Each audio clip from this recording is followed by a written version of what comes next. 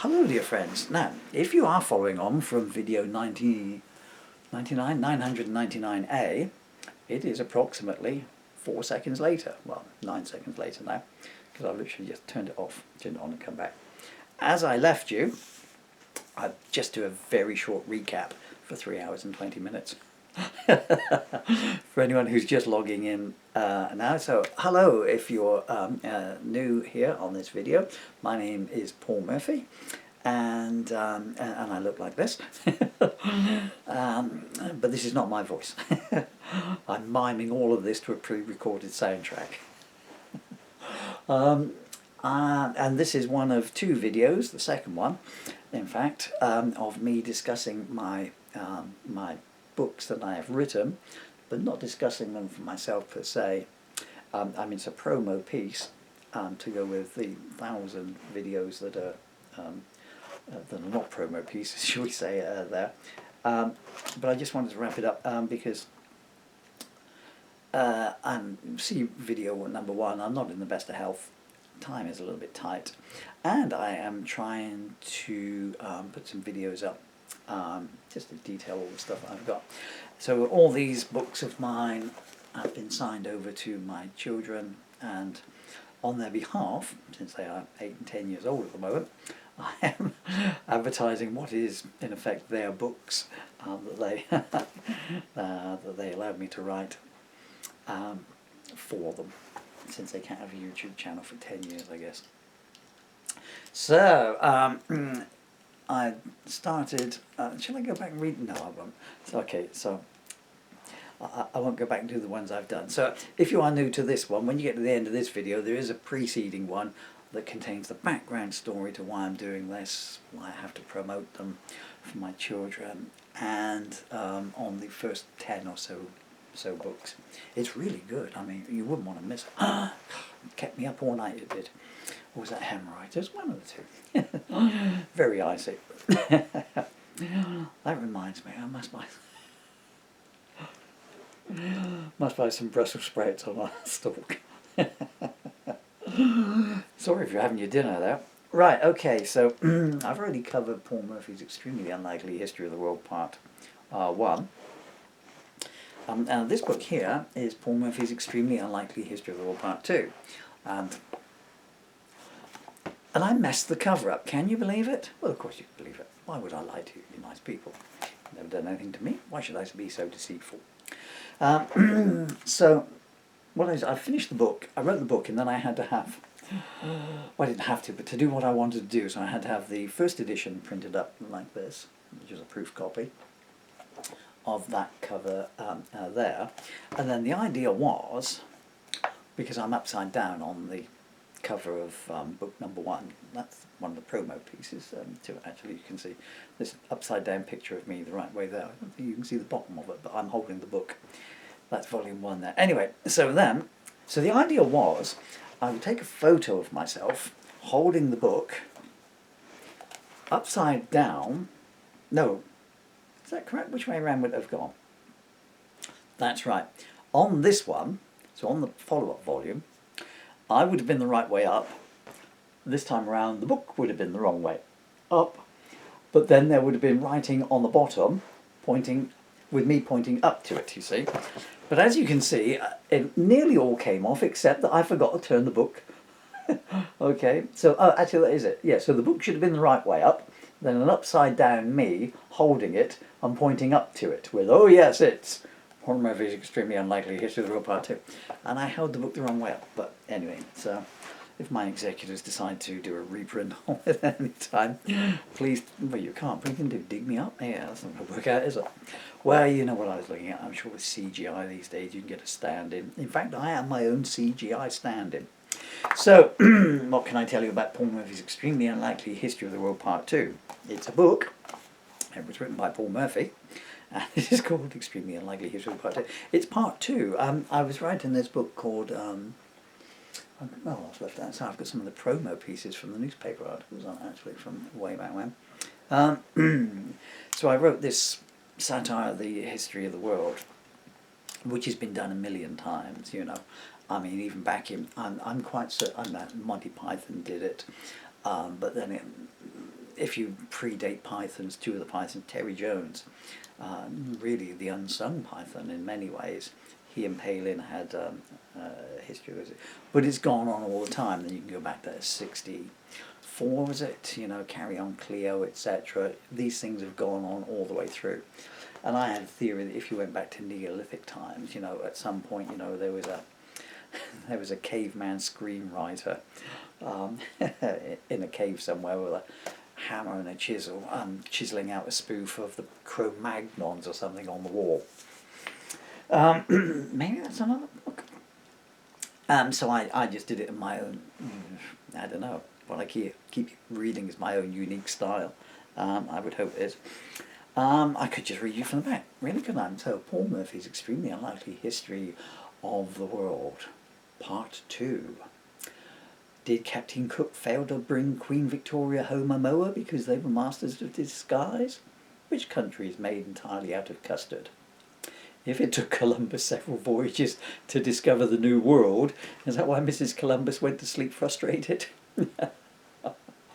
I used to do a joke actually in my stand-up act, which was, what's the difference between a clitoris and a needle in a haystack? Well, some men could find a needle in a haystack. So that is an extension of that joke. Would the War of Independence have had a different outcome had Private Dick Thickwick of the 3rd Battalion of Crotch Scratchers noticed that General Gates had ordered his men to dress up as turkeys and waddle up to the British lines with jars of cranberry gravy under their necks? And will Sweden ever... Oh, Sweden. I'd forgotten all about it. I'll read you some of the Sweden bit, yeah? So it's just... I just go through... I'd done the first book and I got to... I don't know where I got to in there, but it was in... This one runs from New Zealand down to Zaire or Zambia probably, and it just kept coming, you know. And every time I went to edit it down, I just came up with new material and added it in. And in fact, it became 3 volumes. We'll come to that in a minute because I then had to make a separate one just for the United Kingdom. Let's find the Sweden. But okay, Sweden. This is just one of my Sweden is probably my favourite bit from here. Now that doesn't mean to say that it's everyone's favourite bit, because everyone likes other. I know that most people like the France one from the first one, but I like the Denmark one from the first one. Anyway, Sweden, details of very early Sweden are sketchy. Unfortunately, most of the sketches were watercolours and have run over the millennia. Also, the Pleistocene glaciation scoured the landscape clean and covered much of it in deep quaternary sediments. That's also my excuse to the wife as to why the back garden is such a mess. Therefore, no undisputed early or middle Paleolithic sites or finds are known from Sweden, or my back garden. Building on this, I have ascertained as a world exclusive that the prehistory of Sweden went like this. 150,000 BC, very cold. 125,000 BC, very cold. 100,000 BC, very cold. 75,000 BC, very cold. 50,000 BC, very cold. 25,000 BC, freeze your tit strokes bollocks off cold. 20,000 BC, very cold. 22nd of April, 17,458 BC, quite nice out but with a sharp wind. 15,000 BC, very cold. Sweden is so scatological, but that gives you an idea. So it just goes through all the, and each nation has ended with a fun fact, like Tonga. Fun fact: Tonga was first discovered by Swedish explorer and galleon jump starter Juan 234. 1, 2, 3, 4. I know it's some of these are just tortured puns. I tortured them. Who found it under his front room carpet when spring cleaning in autumn 1605. A proud man, he immediately divorced his wife on the grounds that she was hoarding Polynesian countries behind his back and boiling his eggs the wrong way round as well. So that is that one there. Okay, that is followed by... Sorry about that. Oh, 2 books out.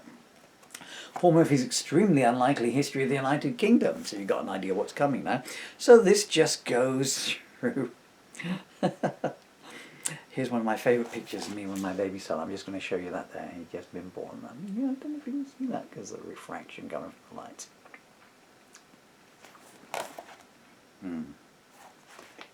So sorry there. Yeah, so this is, and this just takes you the 4 countries of the United Kingdom. I'll tell you a bit about, I'll do a bit about the Churchill here. I've actually got a post-it note on it from when I was doing the BBC reading for it.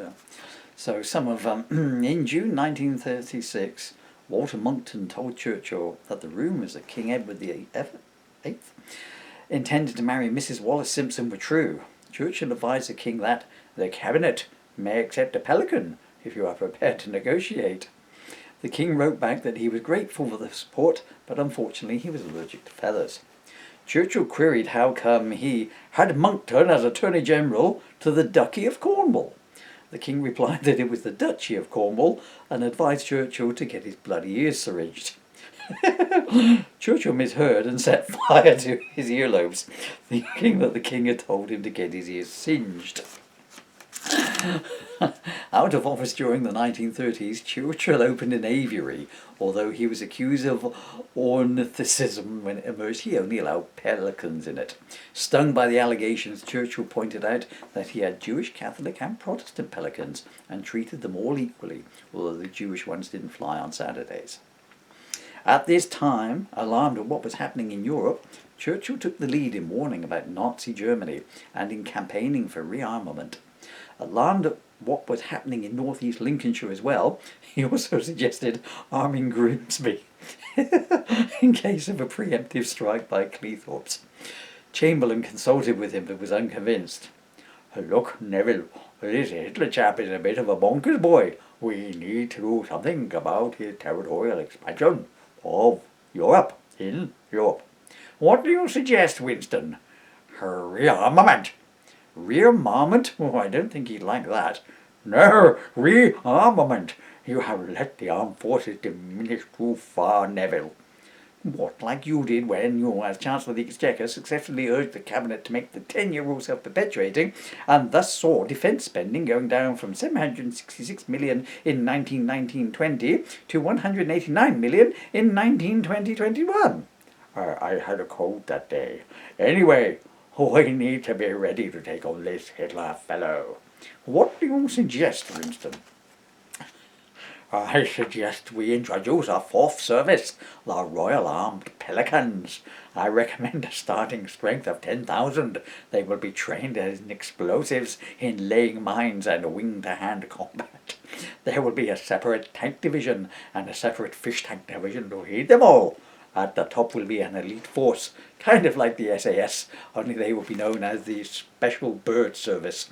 They will go behind enemy lines on espionage missions, infiltrating groups of fifth columnists and living beside them, gaining their trust. And you don't think that Hitler's spies will notice that Hans Grubel, the new man to join the party, is in fact a pelican in a trench coat? Pelicans are masters of disguise. Do you have any proof to back that up? You see that chair you're sitting on? Yes. Meet Matilda.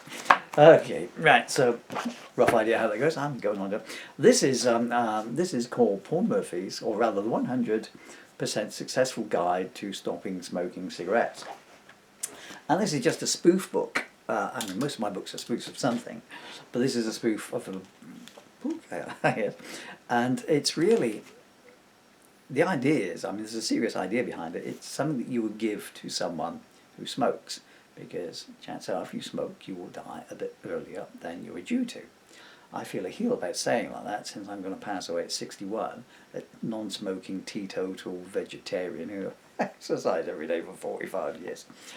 But nonetheless, every minute on this planet is precious. So, if you've got children especially. So this is a spoof book. If so, say your wife or your husband or your mum or your father smokes, and the idea is you buy this, and it's, I mean, there's no money in this at all. This is just a health thing. I mean, this sells whatever Amazon have got this price for. That is their printing cost. I get no money at all from, well, I don't get any money from any of these. So the 100% Successful Guide to Stopping Smoking Cigarettes, and it's a bit of a spoiler alert here, isn't it? But all the pages are blank. Bar numbers, because Amazon insists that I have numbers there, until you get to Oh, sorry. Oh, I'm so sorry, my fingers are frozen solid. Right, so, spoiler alert, I've ruined the story now. Go back 3 minutes, go back 3 minutes, fast forward at 3 minutes, and then forget everything you've heard in the last 3 minutes. The 100% Successful Guide to Stop Smoking Cigarettes, page 1. Never put a cigarette in your mouth and set light to it. And then the rest of the book is blank till you get to the very last page when it just is a dear purchaser, so it's dedication, and it's just, we're giving you this book because you smoke and we love you very much. Please think best of. So it's not too preachy, it's all done in a joke kind of thing. Pardon me. This, hey, they're beautiful. This is the private diary of Emily Jade Murphy, age 0. And that's the back cover. And she's just so beautiful. And this is if you like, you know that series Modern Family? I mean, I wrote this before Modern Family came on television in this country, at least. But it kind of reminds me of that now I've seen it. And it's the diary of the world's most sarcastic, lateral thinking baby. And so she's observing what adults do around her and everything.